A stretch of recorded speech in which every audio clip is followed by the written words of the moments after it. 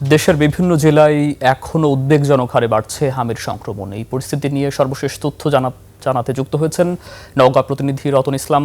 রতন, আপনার কাছে জানতে চাই, আপনার এলাকায় হাম সংক্রমণ কেমন দেখছেন? চিকিৎসকদের কাছে কোনো অভিযোগ পেয়েছেন কিনা? এছাড়া অভিভাবকদের সাথে আপনার কথা হয়েছে, তারা কোনো অভিযোগ জানিয়েছেন কিনা? বিস্তারিত জানতে চাই আপনার থেকে।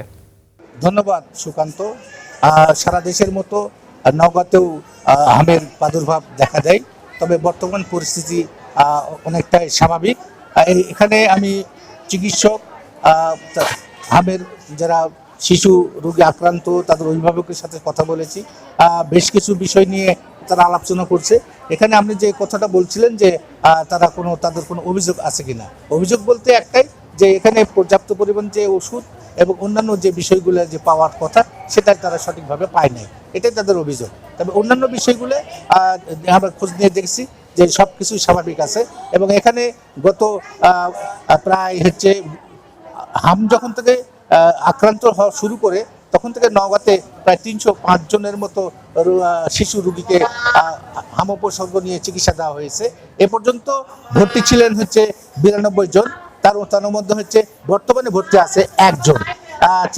এখন এই বর্তমান পরিস্থিতি এখানকার আবাসিক ডাক্তার আবু জার গাফফার উনি জানিয়েছেন যে বর্তমান পরিস্থিতি এবং